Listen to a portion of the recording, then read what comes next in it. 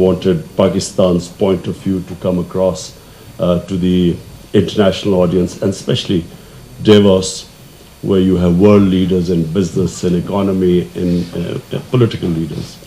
So I have been here before. And I always found that this is, Davos is such a gathering of people. Normally you would sort of meet such people over a period of 6 months, a year, you know, traveling around. But here in one place, you tend to meet people, you know, who you can learn from, who you can interact with. So, Ikram, thank you very much for inviting me here and being a partial sponsor of my visit. Let me just, first, just a brief thing about myself. So, you know, you understand how what my motivation is and how I function. You know, there were far more talented cricketers than me when I started my cricketing career. And when I started, a lot of people were skeptical. I was dropped after my first test match I played, and I was butt of all the jokes of the cricket team. And then it took me 3 years to get back into the team. And then, you know, like anyone who competes at that international level, you learn probably the most valuable lesson which any human being can learn in order to succeed in life. And that is the ability to face the bad times. What decides how much a human being will fulfill his potential in life depends upon his ability to face the bad times. Because problem is very talented, educated people with much greater potential than me. I found that the reason why they could not achieve their potential in life because they could not face the bad times. People gave up. An easy, comfortable life is a disaster for human potential. People who have inherited wealth, I have very rarely found them achieving their potential in life. Life is too easy.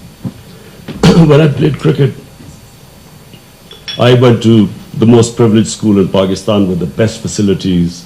We had coaches, the best cricket ground, probably no school would have a cricket ground like that. But the boys from my school could not compete with those boys who played in the streets, who played under the lights. Our boys could not compete with them because they did not have the hunger. They did not have the drive. And it's that drive that actually propels people to achieve their potential. I built this university in Pakistan, the first private sector university in a rural area. And I built it with one intention, that the underprivileged people who had no chance of having higher education, they must be given an opportunity. The university I built was affiliated with Bradford University in England because I was the chancellor of Bradford University. So we affiliated it with that university. The boys who studied, and girls who are studying in Namal University come from poor backgrounds. 75% from Urdu, 80% Urdu medium schools, studying an English university degree. And first year they struggled. We used to have to teach them English, to give them foundation course. They struggled the first year. Second year they sort of stabilized. And in Bradford University, the average first divisions are about 12%, 13% maximum. In Namal University, the same Bradford University degrees, examined by Bradford University professors, they got between 55 to 60% first divisions. Poor background people who, didn't even have strong basics because they had greater motivation. They had greater hunger. So, in sport, I learned how to compete. And the most, again, the valuable lesson, face the bad times. So I give you an example. Once we got thrashed by India. We went to India to play a series. We got thrashed. So now the team is on the way back to Pakistan. And what is the discussion going on in the dressing room? How to get to Pakistan in the middle of the night so that there would be no one at the airport. When we arrived at the airport at 4 a.m. in the morning, the custom people made us stand there for 2 hours, confiscated everything, and they made sure that it was light enough so that when we got out, the taxi drivers sort of gave us hell. And yet at the same airport, I arrived 7 years later, having beaten India. And we never even made it to the customs. There were 150,000 people at the airport to receive us. Oh. So you see, when you have these ups and downs in life, the most valuable lesson, you never lose your head when you go up, and you know the dynamics of coping with the bad times. So the difference and my philosophy. I was 9 years old when I wanted to be a test cricketer. I watched my first cousin. My mother took me to this match in Lahore. He scored a century against England. And I looked at him and I said, I want to be a test cricketer. And it never occurred to me that I would ever become a test cricketer. I always thought it was a matter of time. I never realized the struggle I had to go through. Similarly, when my mother died of cancer, I didn't realize there's not a cancer hospital in Pakistan. And then I realized that, I could take my mother out for cancer treatment.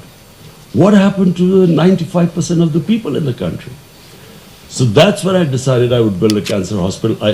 I have to confess I was never much of a charity type of a guy. I was not into really giving people, because basically the philosophy of professional sport is that there are no prizes for coming second. You do not have compassion for the losers. So it was actually watching that pain that I decided, watching my mother suffer, I decided I wanted to build this hospital. And I'd never realized how difficult it would be. 4 years of running around, I wasn't getting anywhere. And then Mr. Razak Daud is sitting here. He was on the board of governors and he knows the meeting. We called 20 doctors of Lahore, top doctors, and said, look, how do we go about building this cancer hospital? And this is after 4 years of running around like a headless chicken. And out of 20, 19 said you can't build a cancer hospital in Pakistan. And one said that you might be able to build it, you cannot give free treatment to poor cancer patients because it's very expensive treatment. So, my dream was to build the hospital. And so what I went through, the things I had to do was the greatest learning experience in my life. And eventually when we built the hospital, just to give you an idea now, the hospital was built in 700 million rupees. The annual loss the hospital suffers for treating 75% of the cancer patients free, which was my dream. It wasn't just the dream of building a hospital. It was that poor people should get free treatment. The annual loss is 10 billion rupees. Hospital bill for 700 million, annual loss is 10 billion. So, imagine, had I had someone told me that, look, this is what you, after building it, you will have to spend 10 billion collecting every year. And then I'd go to politics. Everyone laughed at me. There's no precedence of, in a two-party system, a third party coming through. There's no precedent. Look at England. Look at the US. You can't break through because they are entrenched. They have systems, a third party, an outsider. So for 15 years, people laughed at me. 15 years, people, I was butt of all the jokes in politics. It was me sincerely going around, look, we want good people to come. Let's all good people get together. And I didn't realize that the good people were the most cowardly people. They were scared of coming into politics. So anyway, the thing is, the Almighty has given all of us tremendous potential. We are His greatest creation, Ashraful Makhluqat. Problem is, we don't know this. And we let ourselves down. Because that potential, we only achieve that potential if we know how to struggle. We only achieve that potential if we have these big dreams. And whatever the human mind can picture can happen. This is how much potential all of us have. Problem we face is that we give up on the way. When the bad time comes, we put up our hands and say, we have a plan B. The human potential, the bigger the dream, the bigger the struggle, but you achieve it when you do not have a plan B. There is no going back. You have to burn your boats. Wherever you go after a big ambition, you should never, never, never think of compromising on that dream. So now I come to my dream of Pakistan. You see, I believe, and I always believe, because I grew up in 60s when you cannot imagine the optimism we grew up with about Pakistan. It was one of the fastest growing countries. Our head of state, Ayub Khan, went to the United States. The president of the US came to receive him at the airport. He had a ticker tape reception, open car, people throwing, how they greet those people in the US. He goes to England, he's treated like royalty. Pakistan, there was hope. People believed the country had potential. It was the fastest growing country in the 60s in Asia. We were a model for development. South Korea came to Pakistan, Malaysia. They looked upon us. In HSN, I studied with Malaysian princes. Our university degrees were recognized everywhere. So I grew up with this thing. We had this hope. So we let ourselves down. And we let ourselves down because unfortunately, we came up with, first of all, we could not, our democracy couldn't get grounded in Pakistan. When the democracy faltered, we had the army. When the army came in, they wanted their own puppets, who were not leaders. And so we went into this musical chairs. But I always believed that the moment Pakistan had good governance, this country would rise. And the moment Pakistan went back to its original vision, there was a reason Pakistan was made. We keep forgetting why was it made. The reason given by the founding fathers, the ideological father of Pakistan, the great Iqbal, and what our great leader, Jinnah, Qaid-e-Azam, brilliant mind, the most outstanding barrister in British India, highest paid barrister, brilliance, man of complete integrity. They all, if you look at the vision of the founding fathers, they wanted Pakistan to be a humane, just society, a welfare state. And we deviated so far from the vision. And nations without a vision die. Why should people want to be part of a nation if there's no vision? So I always believe that the moment our vision, the reason why this country was made, if we could restore that vision, this country has more potential than any other country. Reason why this country has so much potential? Because the best resource are the people. We have dynamic people. I mean, I give you an example. When I used to be playing cricket, India is 7 times the size of Pakistan. We regularly thrashed them. Pakistan had squash players with hard. There were more squash courts in Oxford University. Pakistan had two squash champions for 10 years each. Our hockey hardly financed to anything. We had always the talent. People of Pakistan not just had the talent, we had the resources. I mean, since I've been in power, I'm amazed what the resources the country has. Just out of the 14 copper and gold fields we have in Recordate, just 2 of them.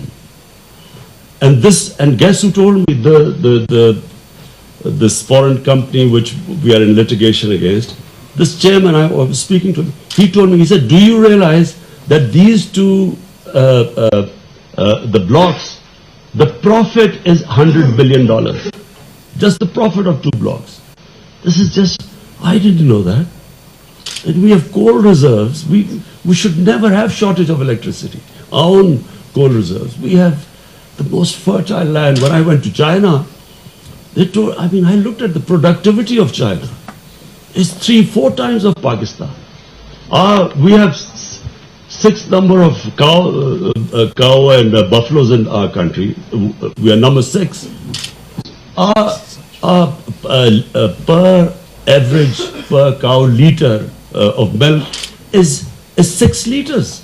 In China it's 24 liters, 20 liters. Denmark is 30 liters. So what we have done is that we neglected research in Pakistan. We neglected the basics. Not spending money on our human resources, not spending money on education, not worrying about the education of the masses. It was only for a tiny elite. Which country does it that only 800,000 children go to English medium schools, 3.3 million children in Urdu medium schools, 2.5 million children in Dini madrasas? No one paid any attention to it. So now my vision of Pakistan, we need to return to make it into a welfare state, inclusive development. Our whole idea is now that after the 60s, there's the second government which is going to spend money on industrialization. We are giving incentives, encouragement.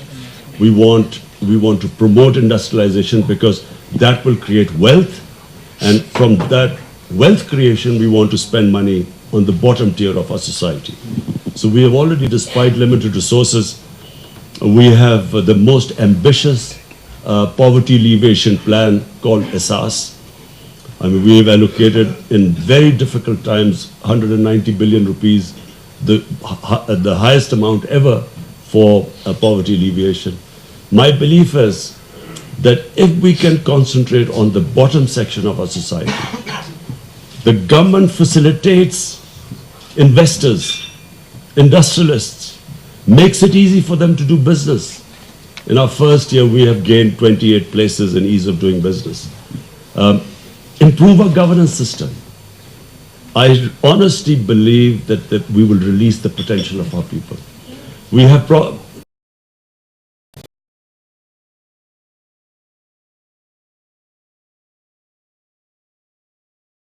Prime Minister Mahathir Mohamad. Now remember, he is probably the greatest statesman of the Muslim world.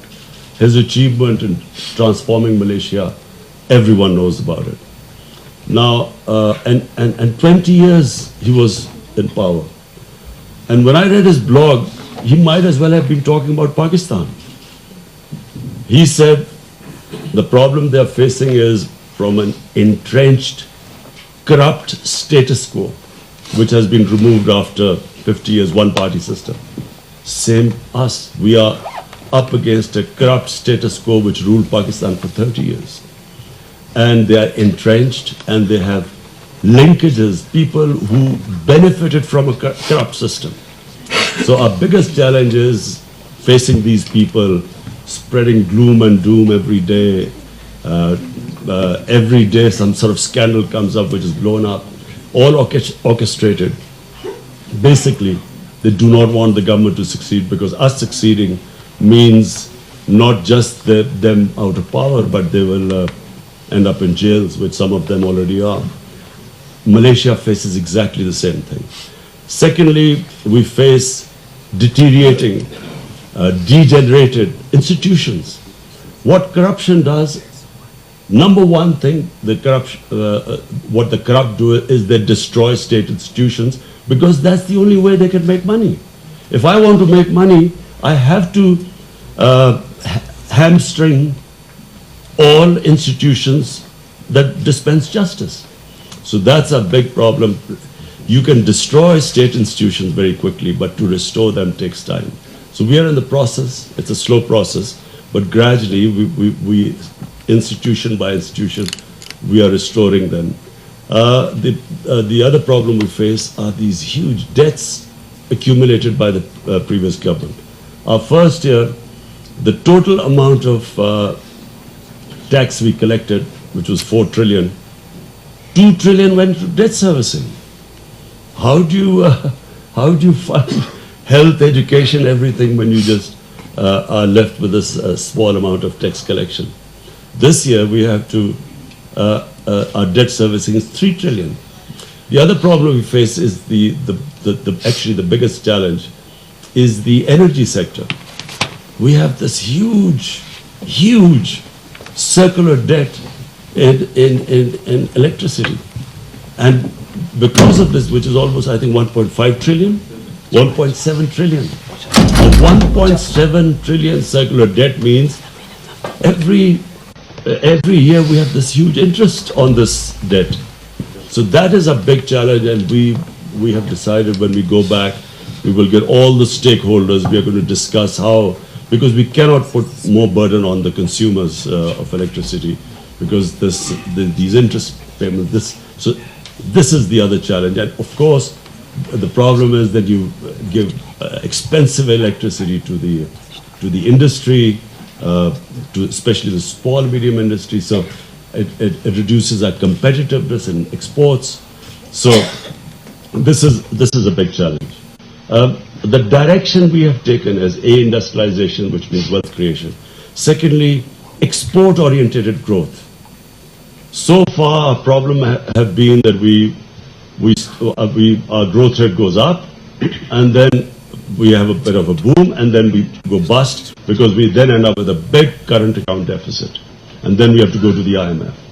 This time, what we're trying to do is, the big difference is export-led growth.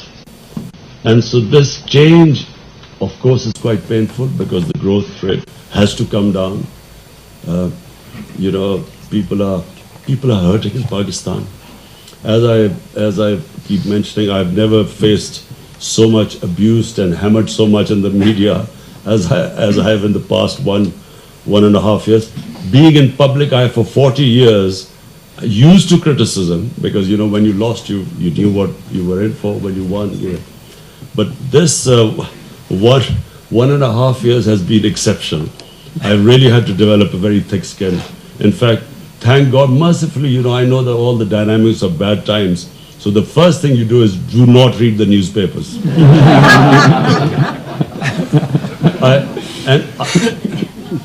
And secondly, do not, whatever happens, do not watch the evening chat shows. I try to make my team, my cabinet, I make them try and understand these dynamics of bad times. Problem is, they watch the chat shows and they come. I watch them in cabinet meetings, all shell-shocked, sitting there. So anyway, don't worry, I'll get them on the same page soon. But we have to.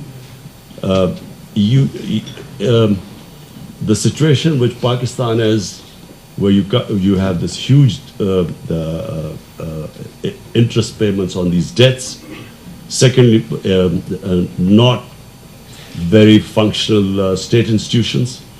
This process, if we want to change course and improve and achieve our potential, we will have to go through this difficult time. And interestingly, I was reading in the blog, Prime Minister Mahathir Mohamad saying exactly this, says, be patient. I tell them, ghabrana nahi hai. He says, be patient. 2 years or so, we will have to struggle for a while. But I feel, as I see the potential in the country, I feel that once we stick to these reforms, it'll take a lot of political will. It'll take courage to withstand all this criticism. My only thing is I hate to see unemployment, people hurting at the bottom level. And we hope now that our SARS program will kick in and we will provide safety net to the bottom tier. But whatever happens, anyone, when you have a sick economy, when you bring in reforms is a painful process. I keep telling them, look, it's like we all want to go to heavens, but we don't want to die. Or maybe it's a bad example. It's like,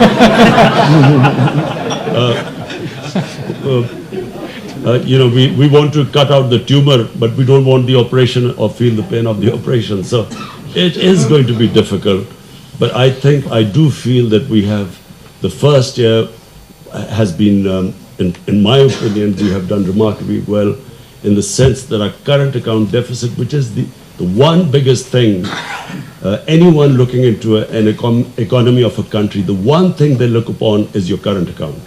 Is it a deficit or a surplus? Surplus means you're well. Deficit means you've got problems. So we reduced it by 75% in the first year, which I think is a great achievement. And that is reflected in the rupee stabilizing, in fact, gaining a little bit. It is reflected in the stock market now, which has regained all what it lost. And it's reflected in investment, foreign investment. In the last 1 year, we had 200% increase in the foreign investment. So the direction is right. But I still feel that, we have a struggle ahead. But I'm an optimist, and I think we are on the right track, and I see good times ahead for Pakistan.